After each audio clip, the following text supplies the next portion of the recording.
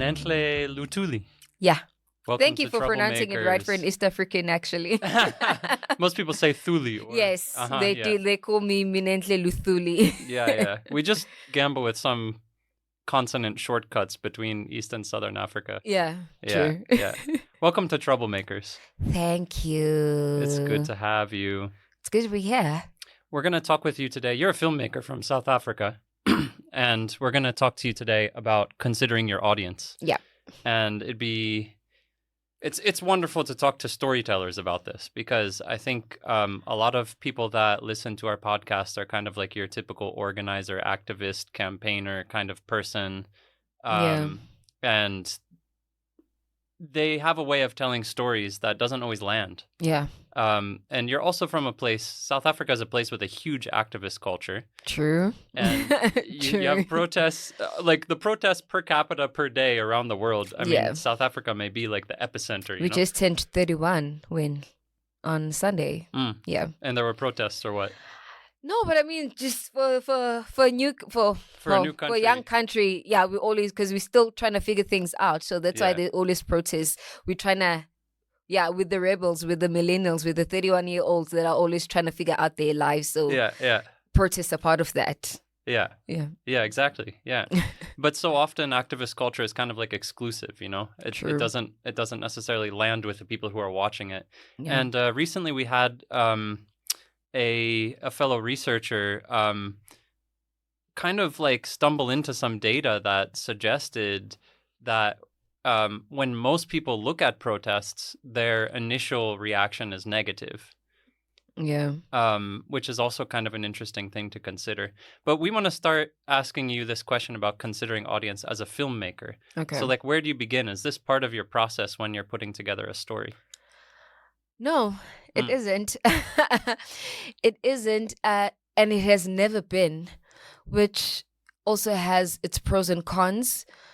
But the reason why especially at the beginning, I think it works for me to not consider audience is that I want to wholeheartedly write something or make something that is just specifically from my heart. From what I believe in, which sometimes can be directly opposite to what you think your audience wants. So I never, and I hardly think about audience right away, because that'll just dilute what I want to tell, the story that I want to tell. I'll start being anxious or what's the word, insecure right away if I have to think about my audience, because now I have to care about, how will this be perceived? And that's never a thing that I want to think about at the beginning. In the beginning, I just want to write from the heart. What do I think? My views, what I think will be interesting to me, because every single time, actually, I'm the first audience that I have to think about. I'm like, okay, can I watch what I'm writing? I write for me first before I think of anyone else. Tell us a bit about your film Heart Attack. What is it about, and what kind of audiences have gravitated toward it?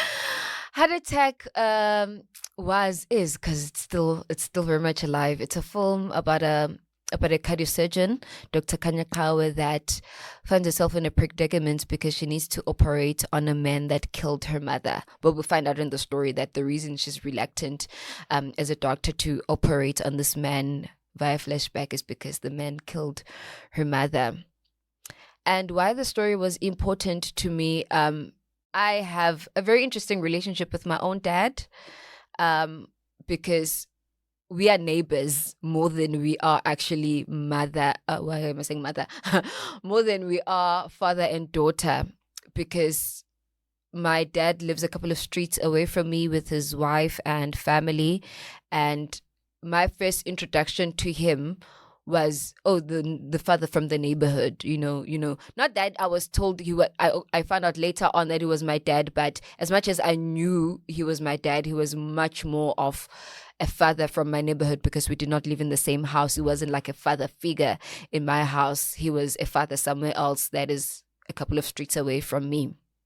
And during my honors, when I had to write a script as part of my thesis, I was just like, okay, what is the current? You see, that's also another thing about me, is that I write from a sense of what am I currently going through right now.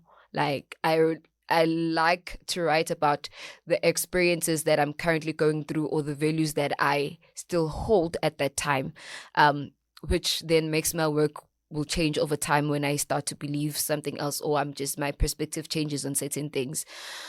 So that story was inspired by that, but just thinking about, because I was really thinking, I think 2018 was just like, I was really evaluating my relationship with my dad. I failed to see him as and not that as a neighbor he's bad. He's actually not a bad neighbor. So I think by that time I was like, I should really consider him more as a neighbor, because he's such a nice neighbor. He's such a charismatic neighbor that he is a father to me. Because as a father, he's really shitty, because I mean, he wasn't there. But as a neighbor, oh my gosh, he's such a reliable neighbor. and that's the story. It was inspired by that. I was like, okay, if right now my dad had to be sick, and I need to bail him out at some point, would I really like instantly go into that mode that, oh my God, is my father, I need to do everything for him? Or I would really just also think about a neighbor. And yeah, I came up with this concept of, if I was a doctor and this man now came to my table, do I have that sense of agency to really help him, or is he another patient to me? And yeah, that's how Heart Attack came about. Do you find that the story like lands with people that have a similar experience or upbringing as you?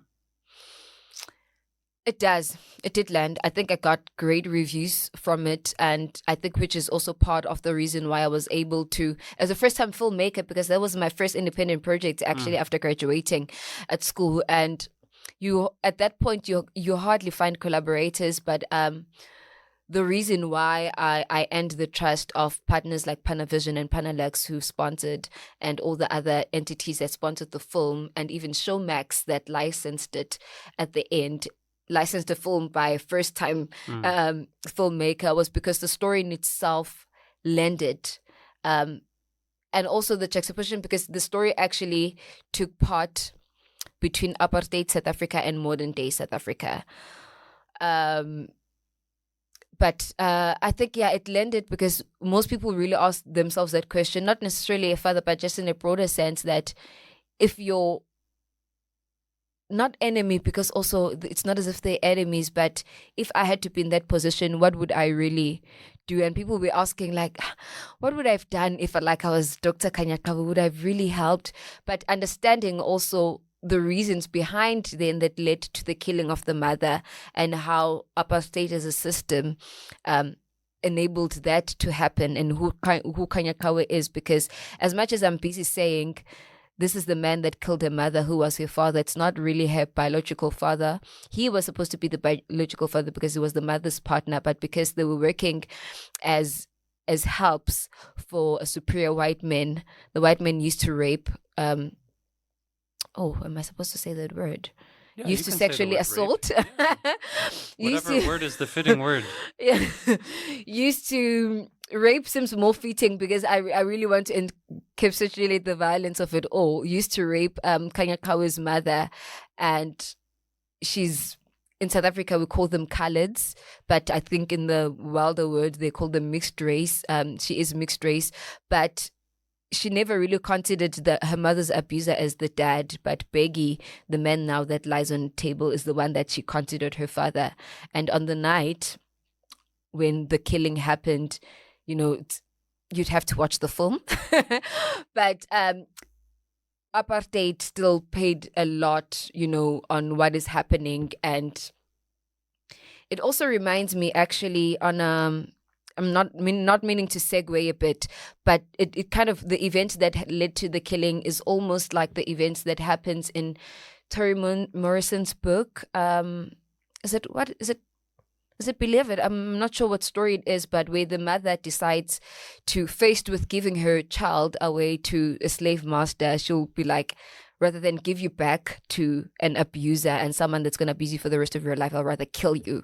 And there was kind of the situation where, when you're faced with a vicious white man and your partner, in order to save them, What are you willing to do? Are you willing to let them go through this door to go be abused for the rest of your life, or you rather kill and save them, which is I think is a very sympathetic death to, like, you'd rather die right now physically than just leave your life being dead anyway because you're going to get abused for the rest of your life. How would Heart Attack have been different if you had kind of over preemptively considered your audience before making it? I wouldn't have. I don't think it would have been a success, because at that time I would have considered, if I considered the audience and that, they would have, number one, besides the story itself, I would have thought, are they going to watch a film by me, a first-time feature filmmaker? Not feature filmmaker, I mean a first-time filmmaker. Do I have anything of interest that the audience likes? Do they like stories told by people like me? And that would have discouraged me a lot if I had to think about the audience right there and then. And also the story in itself, because I think at this point in South Africa, we are really over apartheid stories. We are really. So me taking some sentiments and because this film was shot in 2021, and that was really around the time where South Africans were voicing their frustration and them being over, like, guys, we're over apartheid stories. Can we just tell something new right now? And having to think about the climax of the audiences saying we over apartheid stories and the impact it has and whatever, I wouldn't have written the film as it is, because I would have nobody's going to watch it. But then again, I don't think the audience knows what they want. I really think they do not. They actually know what they want, because once you offer them they take what they offered, to be quite honest. And that's why I always judge filmmakers that want to ride like, what do you call trendy. it? The waves, trendy. So now, because the LGBT stories are on, let's do LGBTQ plus, because now the stories about about feminism are on. Let's because mental health, let's put in the buzzwords. Let's put in, I'm like, just you as a person. It's so diluted, doesn't it? Right? Because also, that means at that certain time in those 5 years, we're all going to say the same story. So who's going to offer the alternative? Okay, let's talk about Netflix now. Yeah. True. Yeah. Because, I mean, look, when I turn on Netflix, I'm scrolling for a long time to find something that I actually want to watch that seems, engaging specifically for me. I feel like there's no kind of like true genre anymore on Netflix or something. There's just this watery kind of, it fits the broadest possible audience. There's no like cult genres and like niche things people are doing. Feminism always looks the same. It's always liberal, never progressive. True.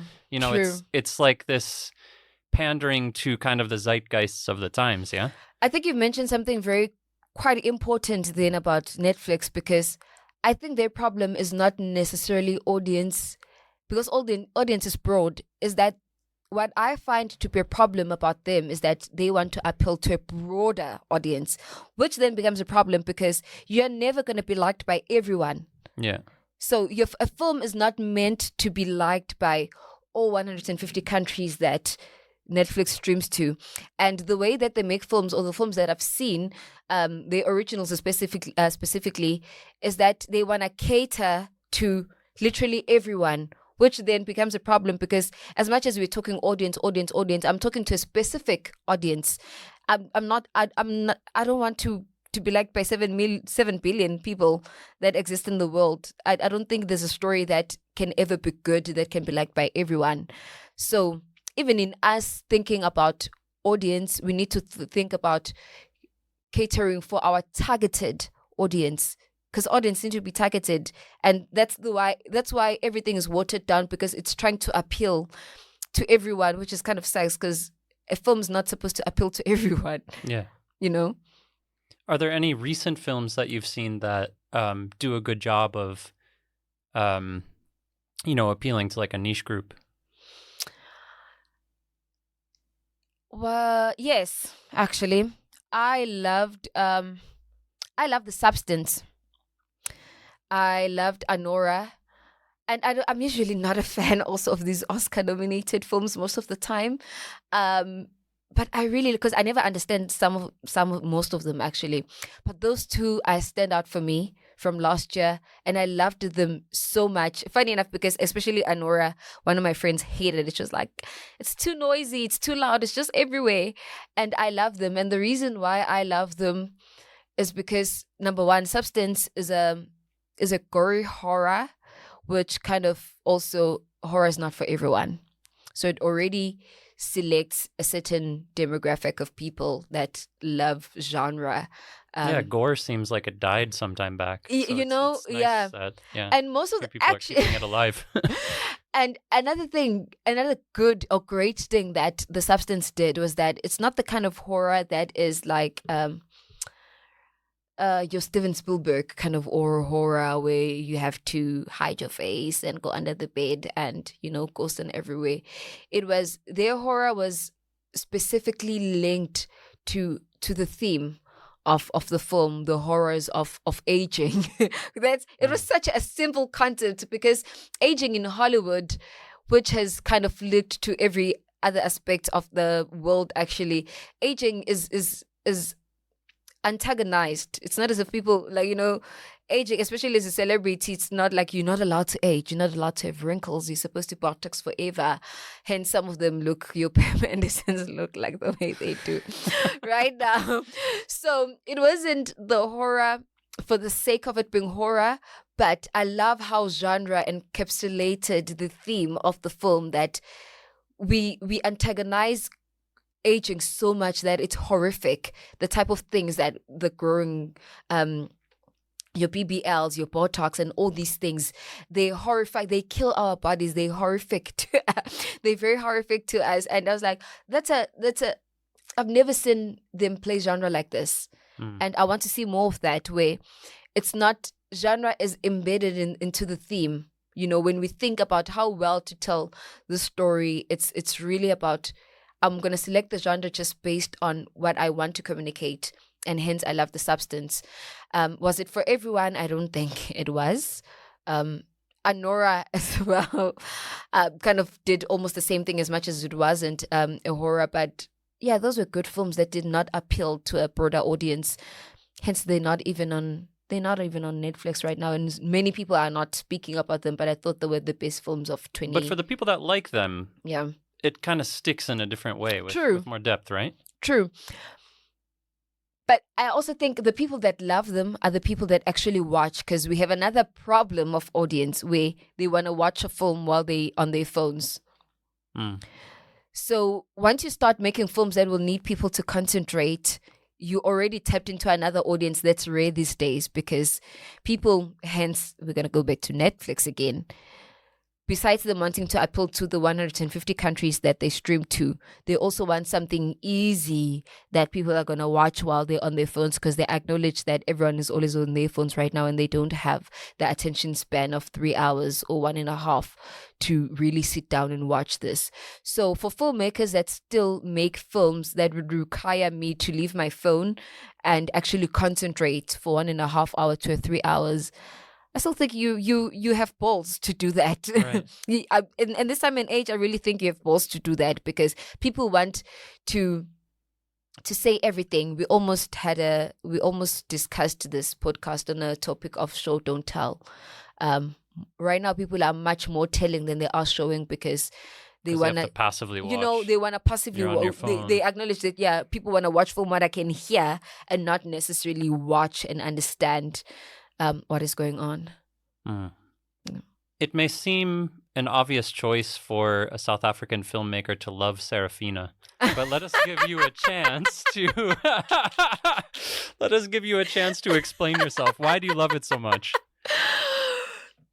I never grew up watching movies, and I think that's people are always shocked when I not that I didn't watch them at all, and people are always shocked when I say this, because I went to film school and I'm a filmmaker right now, but I used to... You're supposed to like something weird like Tarkovsky. I only started watching films in high school, I think, when I was 16, 17. I didn't grow up thinking I was going to be a filmmaker. I didn't know what I wanted to do actually with my life, the most formative part of my life. But the Serafina story is quite interesting, because Serafina, my introduction to Serafina was in a film. It was the stage play. And we loved theater, and not theater in a form that we're going to go to the theater and watch. So in South Africa, what used to happen as form of entertainment, as we have a subject called art and culture as well at schools. So you'd play this famous South African play. So Athol Fugard will be at like schools. The international one would be the what's the famous poet and playwright from the UK, Romeo and Juliet. Shakespeare. So we would perform these at school. And the reason why most of us gravitated towards Sarafina was because it was the only play that was also in our language, where we didn't have to speak English, because I also didn't grow up speaking. People could see themselves in the story. You know, it was the most relatable because the setting was in South Africa. We could speak in our language, because I only started speaking English as well, actually in varsity when I was 18. I never grew up speaking English. Like, I learned Zulu as a home language, and it was only when I moved to Joburg when, you know, I started communicating in English and whatever. So that's how Sarafina came about, and that's why I loved it, because I enjoyed performing it so much, because for some reason parents really loved. It was the form of entertainment that even when family members come at home, they're like, yeah, Minentle come sing for them, Sarafina. And we're like, hallowed be thy name. It was actually, Sarafina is what introduced most of us to even the Lord's Prayer, because we never used to sing the Lord's Prayer. We would recite it at assembly at school. But for us to the English version of the Lord's Prayer was through Sarafina. Our Father who art in heaven. So it was the most relatable, not even the most South African, the South African play that we loved, and we took it home with us. It was a story that we embodied. And yeah, later on I found out it was a movie as well. It's like a cultural meme at this point, right? Like it's so historical. It's used to talk about and reference various kinds of things. And I think that's the best of, I want to do something like that with my art as well. Well, not maybe not Heart Attack, but with the films that I want to make going forward. I want them to exist on different mediums, because that's, if you can adapt a film into a stage play, into what the world becomes bigger than the medium, you know, and then you also can become part of the world. True, as you did with Sarafina. Because the people that don't like movies, for instance, The Lion King, I think actually Africa nails it when it comes to these adaptation things. Because now that I really think about it, even The Lion King, I think is as successful as it is right now because of the stage play. Because you know, and the relatability of it being also African, having Hakuna Matata, and then all of a sudden a Tanzanian person can see themselves in this because there's some part of their language in it. And yeah, Sarafina. Well, that's why I love Sarafina, because it was my introduction into storytelling. I got to perform it for everyone, and that's how I realized I was a good storyteller. Well, speaking as a white guest in Tanzania, I would kind of like to live in a Tanzania where Tanzanians would more see themselves in some kind of story about Jamaa from Nyerere's socialist experiments than in programs than, say, Lion King. People are always targeting me with Hakuna Matata and trying to make me feel so cultured because I watched The Lion King when I was 4, you know? Gosh. But point taken still. Yeah. So tell us more, Minentle, about what you're working on. I'm currently working on my first feature. Okay, first, before I get to the first feature, I just got programmed to premiere at the Durban International Film Festival for my next short film thingy. So, hallelujah, hallelujah, hallelujah, hallelujah. I'm so grateful for that. Which hopefully, Bingu, would be the last short film that I do before my feature film. Abanyo Mama. The English version is like Some Mothers, which is a collective story of mothers in my community, a sugarcane farming community in KwaZulu-Natal, that struggle with raising their daughters as single mothers. Okay. And who are you writing this for? Is it also written for you? It's an ode to my community. It's written for my communities. It's written for the mothers from my community, the daughters from my community, and actually all the the daughters specifically raised by, because I think daughters have it differently than sons that are raised by single mothers. So it's an ode to them. It's obviously based in my own community, but I think everyone that was raised by single parents will see themselves in this story. And yeah, how sometimes they're crazy and how sometimes they're just like, just life, give them a break, And yeah, I think everyone that was specifically raised by a single parent will see themselves in this project. So, okay, we've talked about filmmaking and considering your audience. Yep. Let's talk a little bit about activism and considering your audience. What takeaways can we offer from this conversation to, people that are trying to raise their voice around a cause and not many people are really joining them? Film in itself is a form of activism because you come in with a certain point of view that will either perpetuate a stereotype or fight against it. So maybe even if I'm not thinking about audience at a certain time, but yeah. Okay, now I'm not sure how to put it, because once you start also thinking, how am I representing certain type of people? You're obviously starting to think, okay, if people are watching this, am I perpetuating a certain type of stereotype? You're already thinking of audience. But film in itself is a form of activism because we have the responsibility, because we are using the most powerful tool or medium to continue with a certain narrative or shut it down and start a new narrative. So why does film have that unique power? It's broader. Stories, because film is part of story. We humans from the beginning, we actually had the same discussion yesterday when I was telling you that the reason why religion right now is really successful is because it's based on a book, which is kind of like a collective of short stories. Well, I'm speaking about Christianity to be specific. And once you start telling people stories, those are what base our beliefs right now. Everything that you are is based on a story that you were told.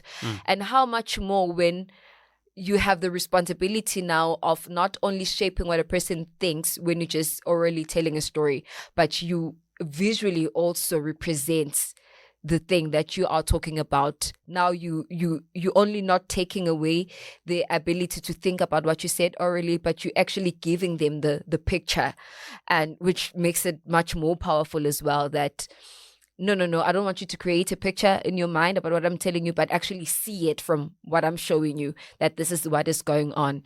And I think that's why film is really powerful, because it's a visual storytelling that is, I think, is superior than oral storytelling.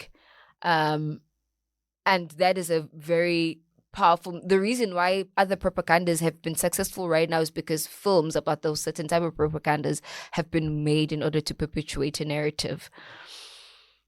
Yeah, so filmmakers, as much as others might not think about it, but we are all activists to some degree, because we are all telling a certain story that we want certain people, our audience, to believe. Because the story that I'm telling them, I'm basically saying to them, this is how I view the world, and I want you to agree with me. So by virtue of you going to the cinema to watch, you've already agreed from seeing the trailer that, okay, this is the thing that I agree with and that I'm going to live by.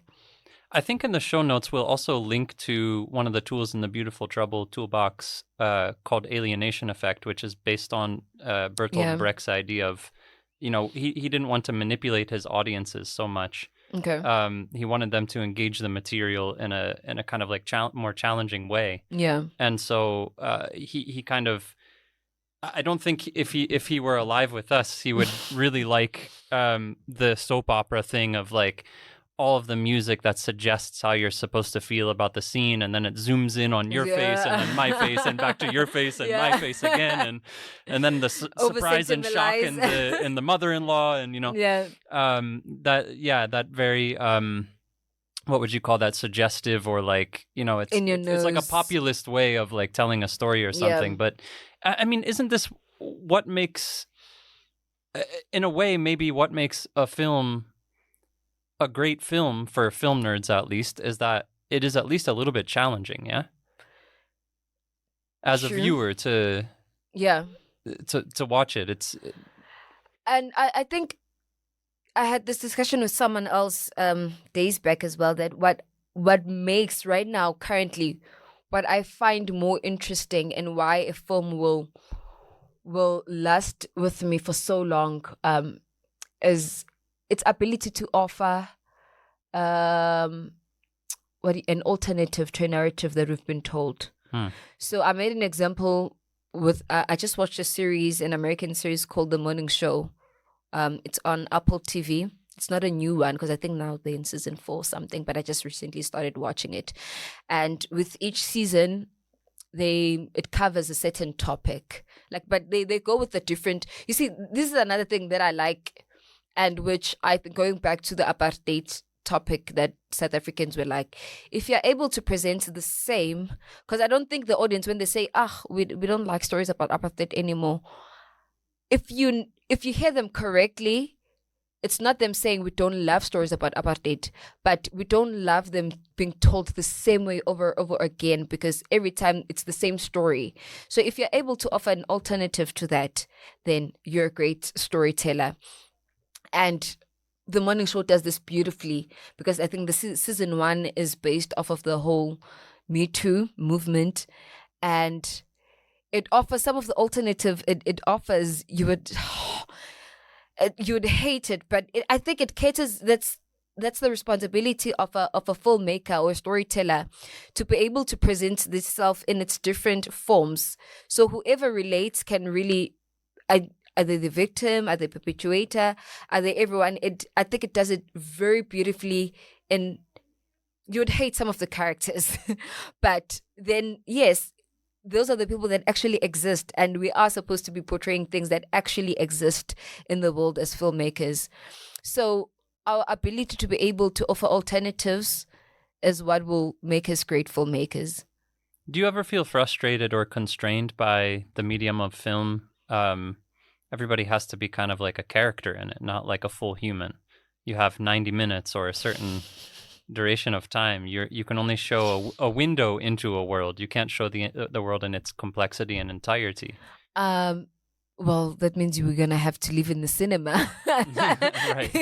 if you have to show it entirely. But I think the film or the medium in itself does not allow us to be that broad. You have to be kind of selective, because you also have a time frame as well.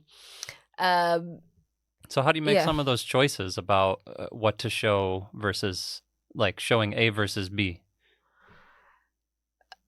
My perspective, it's either A or B.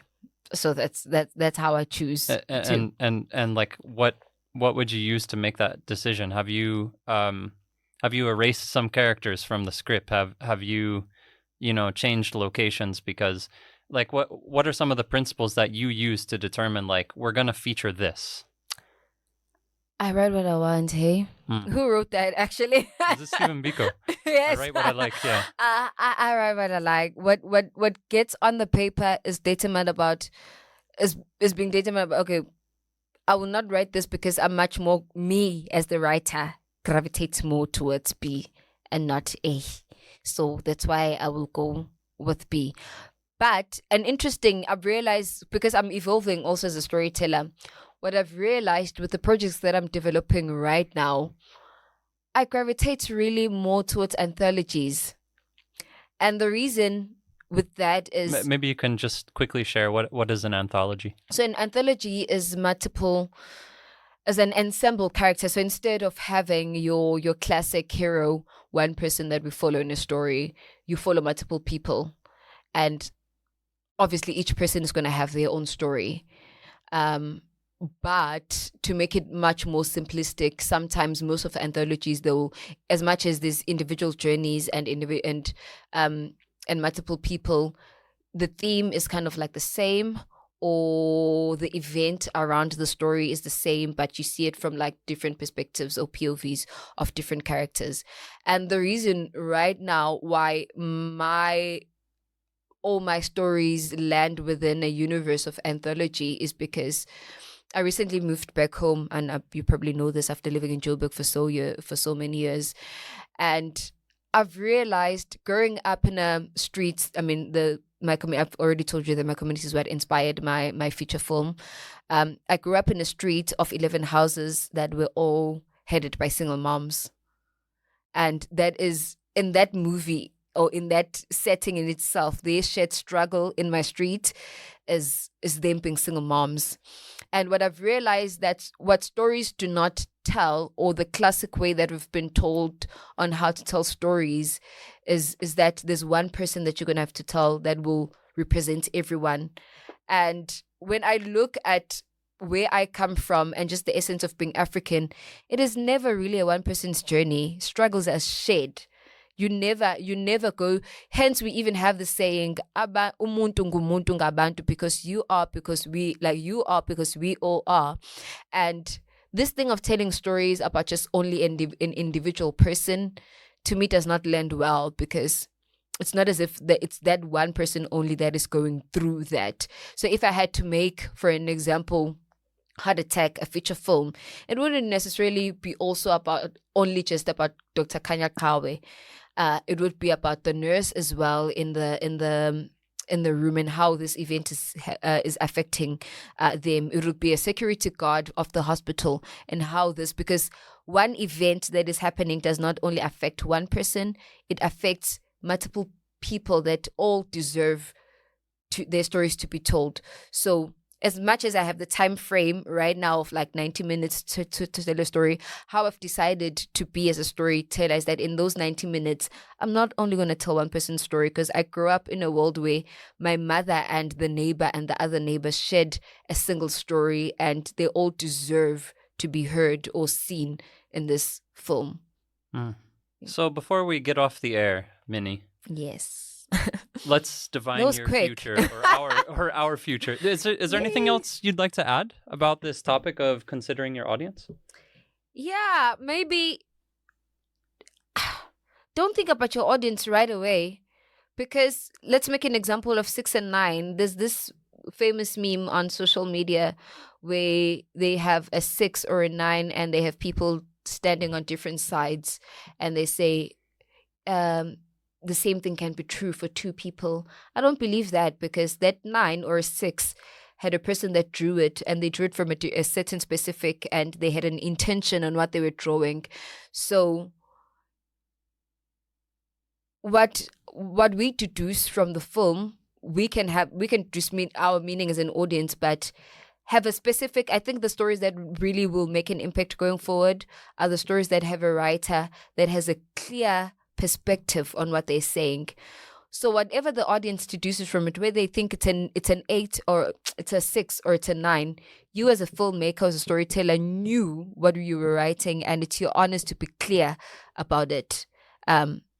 Don't just write ambiguous stories just for the sake that you want your audience to be, I want, my audience to choose whatever. No, have a clear intention on your telling stories. That's your responsibility, actually, to be clear about what you're saying. Whatever the audience choose from that's their own thing, but do have a clear intention.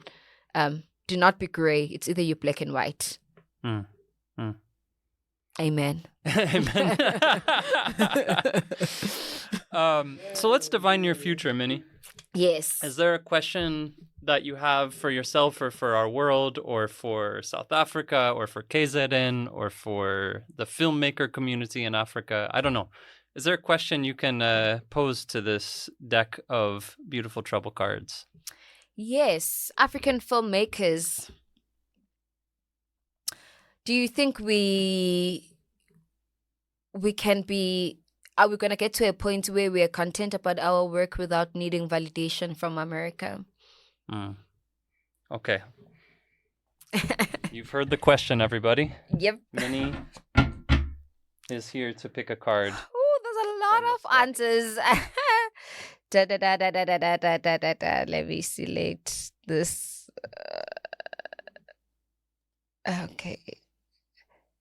Okay, I got the answer. Should I read it? Yeah, read it to us. Ooh, the answer. Okay, I love the answer, because it's already, the topic is saying decolonization. So yes, we need to decolonize the idea that in order to be successful, we need to appeal to Hollywood. So the answer is a form of bottom-up disobedience that rerives indigenous ideas and lived experiences to challenge the impact of historical colonizations and reverse its trajectory. That is a mouthful. That was a mouthful answer. But what does it mean to you in relation to the question? I think the one word top decolonization thingy is much more powerful than the description. Than the description, because that's what it is. It's the decolonization of the mind. It's we need to reverse the thinking that in order to be successful, we need to be acknowledged or be clapped hands by a certain demographic of an industry, which kind of goes back to audience as well, is that you need to write audience for where you are. You need to acknowledge being clapped for at home before you've been clapped hands for in America. So yeah, decolonize that mindset. You can be successful at home, and being successful at home is still success. It's not less than being successful in America. So yeah, let's build the industry at home in Africa. Let's write audiences for our African people. If we have to think about audiences from the get-go, then Africans should be the first audiences that we want to appeal to, rather than international audiences. Even if you do not get selected at Cannes or TIFF or Tribeca, or you get your work to be screened somewhere in Hollywood, success at home is still success. And yeah, I think Nollywood has taught us that. They are unashamedly Nigerians. Whether we think it's good quality or not, they've really decolonized their industry to say we are going to be Africans in Africa, and success in Africa is the next success. Thank you for sharing that. Thank you. I think one of the things that it makes me think of is something earlier on in the podcast where you talked about there being this, like, now the apartheid film is like ubiquitous. There are all kinds of films about what happened or what didn't happen during apartheid, or how it happened. And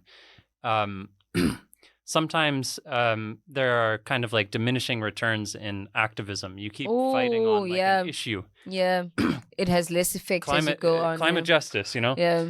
And over time, less people are listening. It's boring. It's tiring. So there's that kind of internal, well, maybe decolonization wouldn't be quite the word, but it, at least mix things up a little bit, twist things, check assumptions, and try to write from a different perspective, or speak or act from a different perspective. Of alternatives. Even like within like the spectrum of the progressive or left kind of community, like a little disobedience toward our own norms can really get us quite a long way and give us a new and more powerful way of doing things. Maybe. True. Let's be creative. Let's be creative. Best of luck on all of your work, Minnie, and thanks for sharing. Thank you for inviting me. Thank you for inviting me. This was so short, but it was so nice. We'll have you again anytime. Yeah, I'm still here. I might move. Welcome back. Thank you. Hi. We hope you enjoyed the conversation on this episode of Troublemakers and feel inspired to stir up some good trouble in your own community. Do feel free to check out our other episodes and subscribe to Troublemakers Podcast in your preferred podcast app.